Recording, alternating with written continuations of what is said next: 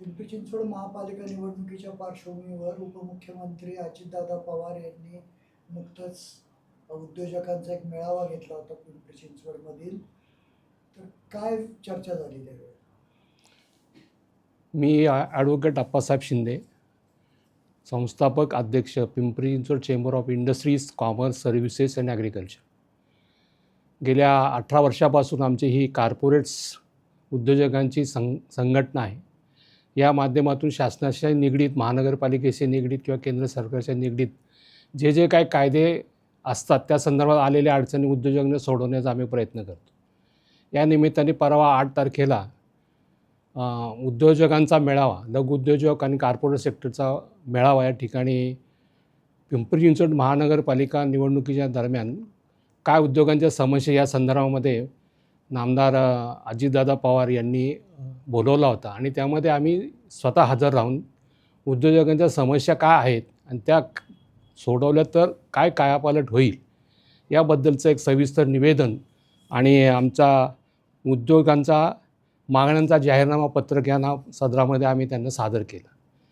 या पत्रकाच्या अनुसरून आमची मागणी आत्ताच्या इलेक्शन, कारण जवळजवळ महानगरपालिका होऊन त्याच्या अगोदर नगरपालिका हा 30 ते 40 वर्षाचा कालावधी गेलेला आहे. MIDC स्थापन होऊन आज 60 वर्षे झालेली जवळ. तरी उद्योजकांच्या ज्या सामान्य अडचणी पायाभूत सुविधांच्या त्या आजही प्रलंबित आहे आणि त्याच्यावरच राजकारण फिरत आहे. परंतु आम्हाला या ठिकाणी सांगायचं, शासनाला, उपमुख्यमंत्री, मुख्यमंत्री यांना सांगायचं आहे की महाराष्ट्र शासनाने देशामध्ये 1992 साली संसदेने एक कायदा पास केला की देशामध्ये ज्या ज्या ठिकाणी MIDC क्षेत्र उद्या परवा कधी निर्माण होईल त्या उद्योग क्षेत्राला स्वतंत्र उद्योग नगरीचा दर्जा देण्याचा कायदा पास झाला आणि त्याची अंमलबजावणी 1994 साली प्रत्येक राज्यांनी आपापल्या कायद्यामध्ये केली. महाराष्ट्रामध्ये महाराष्ट्र प्रादेशिक विकास जो कायदा आहे 1966चा, त्याच्यामध्ये कलम 40(1)A अंतर्गत या ठिकाणी याचा अंतर्भाव झाला की महाराष्ट्रात जिथं जिथं उद्योग नगऱ्या निर्माण होती त्याला आम्ही स्वातंत्र्य देऊ. आज 31 वर्षे झाली की त्याचा GR निघाला नाही. ही सर्वात मोठी आमची उद्योजकांची अडचण 31 वर्षापासून आहे. पाणी, नळ, वीज, लाईट वगैरे ह्या समस्या कायम आहेतच, परंतु आमचं जे स्वातंत्र्य आहे ते स्वातंत्र्य संसदेने देऊनसुद्धा आम्ही पारतंत्र्यामध्ये जीवन जगतो आहे. त्यामुळे उद्योजकांचा विकास पिंपरी चिंचवड शहराच्या आणि आसपासचा का होत नाही याचं प्रमुख कारण म्हणजे आम्हाला असलेलं पारतंत्र्य.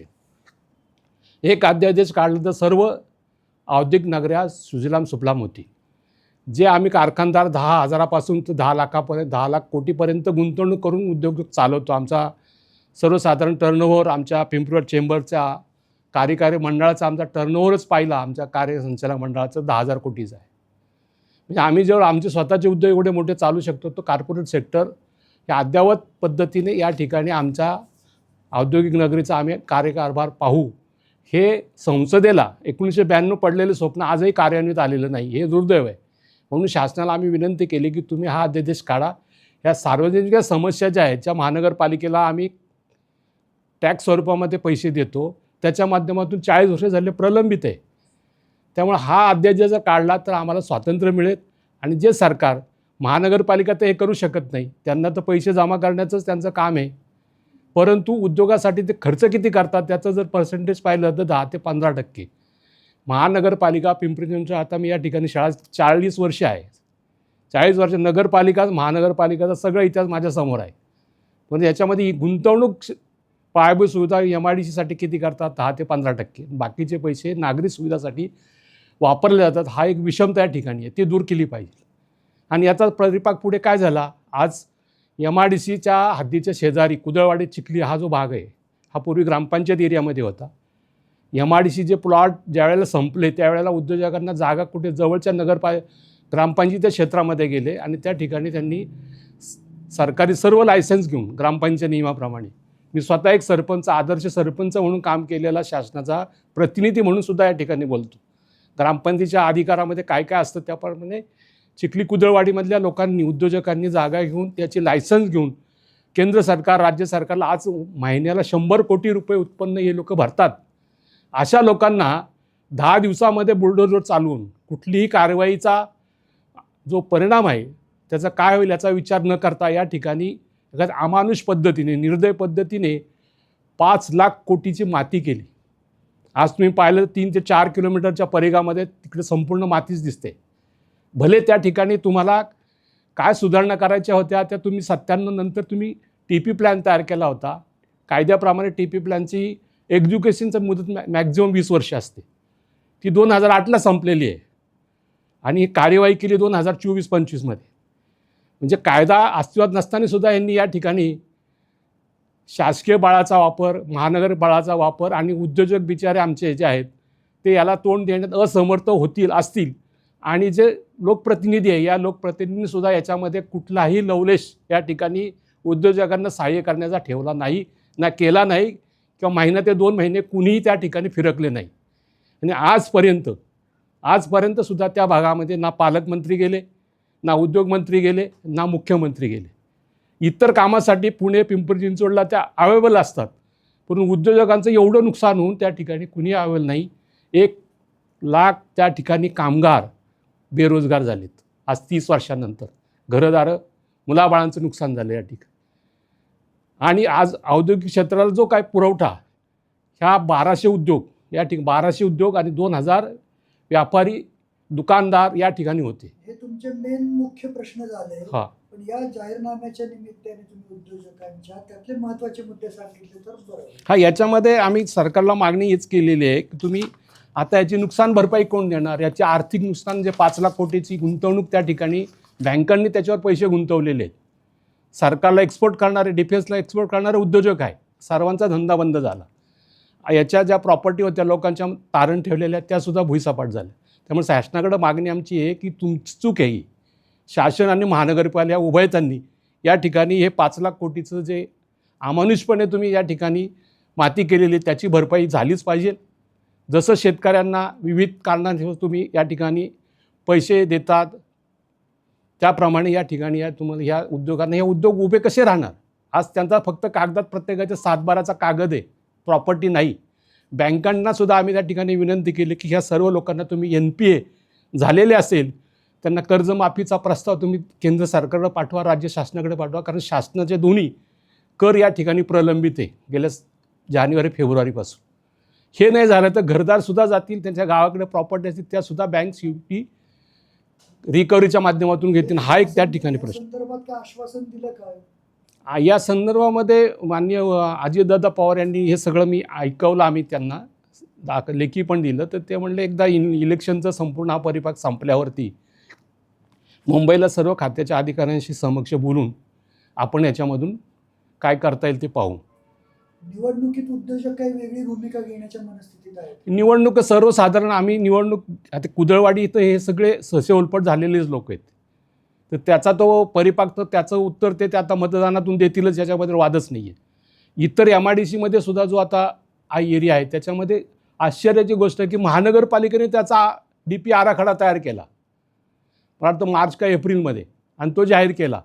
उदाहरण दाखल म्हणजे टाटा मोटारचं जे काही समोरचा त्यांचा जो लेक स्पॉट आहे त्या ठिकाणी इन्फ्रास्ट्रक्चर ती जवळ 100 एकराची आहे. तर त्याचं इंडस्ट्रीयल झोनचं त्यांनी R झोन करून टाकलं. जिथं जिथं मोकळे प्लॉट दिसतील त्याचा R झोन केलं. ज्यावेळेला आम्ही हरकती घेतल्या त्यावेळेस तो DP कॅन्सल झाला. ठीक आहे, आता शेवटच्या ह्याच्यात तुम्ही ज्या काही महत्त्वाच्या मागण्या आहेत त्या थोडक्यात सांगा. शेवटच्या शासनाला आम्ही तेच सांगतो की ह्या आर्थिक नुकसान झालेलं आम्हाला आमचं या ठिकाणी स्वातंत्र्य जे आहे तो GR काढून द्यावा.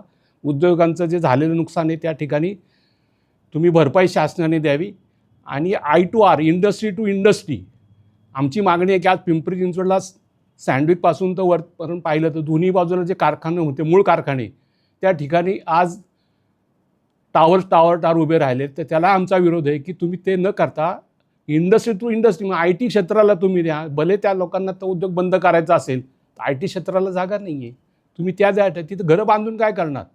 आज या दोन्ही कंपन्या बंद झाल्यामुळे कूपर कंपनी म्हणा 2,000 ते 3,000 लोकांचं काम गेलं कंपन्यांचं, त्या बंद पडल्यात MIDCमध्ये की त्यांचे वर्षानुवर्ष क्लायंट्स होते ते बंद झाले. म्हणजे शासनाचे हे नगरसेवक आता उद्या काय करतील याची आम्हाला कारण शंकाच आहे. म्हणून आम्ही ते उपमुख्यमंत्री तुम्ही त्याच्यामध्ये हस्तक्षेप करा आणि शासन म्हणून तुम्ही अध्यादेश काढा. तुम्ही चांगले निर्णय घेणारे उपमुख्यमंत्री आहात ते आहात तुम्ही, परंतु तुम्ही आमच्या उद्योगाकडे पहा सहानुभूतीने. देशाचं मोठं राजकारण, उत्पन्नाचं साधन या ठिकाणी आमच्या हातातून निसटलेलं आहे. धन्यवाद. महाराष्ट्रातील उदळवाडी चिखलीला ज्याप्रमाणे पिंपरी चिंचवड महानगरपालिकेने बुलडोझर कारवाई करून 884 एकरचे इंडस्ट्री मातीमोल केली, तसाच प्रकार उत्तर प्रदेश सरकार आणि प्रयागराज प्रशासन यांच्यामध्ये झाला होता. आणि सुदैवाने 2 एप्रिल 2025ला न्यायमूर्ती ओक साहेब यांच्या खंडपीठाने हा निर्णय दिलेला आहे की भारतीय घटनेप्रमाणे 21 कलम अन्वये या ठिकाणी असं अमानुष कृत्य करायला कुठलाही राज्य सरकार महानगरपालिकेला अधिकार नाही. अधिकाराचा वापर करण्याच्या अगोदर जी कायद्याने प्रोसेस पूर्ण करायची प्रक्रिया दिलेली आहे ती काही न करता या ठिकाणी अयोध्येमध्ये सुद्धा या ठिकाणी 2000 उद्योग दुकाने वगैरे त्या पाडली होती. आणि त्याचा निर्णय त्यावेळेला एप्रिलमध्येच झाला अलीकडच्या, की त्या सर्व लोकांना न्यायमूर्ती ओक साहेबांच्या बेंचनी या ठिकाणी प्रत्येकी 10 लाख रुपये नुकसान भरपाईचा आदेश दिला. आज पिंपरी चिंचवडचं सुद्धा जे प्रकार आहेत या ठिकाणी प्रत्येकाचं उद्योगाचं कमीत कमी 50 लाखाच्या वरती या ठिकाणी नुकसान झालेलं आहे. अब्जावधी लोक या ठिकाणी इन्व्हेस्टमेंट केलेले उद्योजक या ठिकाणी होते. तर आता मागणी अशी आहे की हा न्यायमूर्तींनी सुप्रीम कोर्टाने दिला निर्णय या ठिकाणी आमच्या प्रकरणात सुद्धा लागू होतो आणि शासनाने डोळे उघडून पाहावं की सरकारने जे केलेलं आहे ते की कसं कृत्य केलेलं याच्याचा निर्णय हा शासनाने, केंद्र सरकारने, न्यायालयाने आत्ता दिलेला आहे, तोच या प्रकरणामध्ये लागू होतो.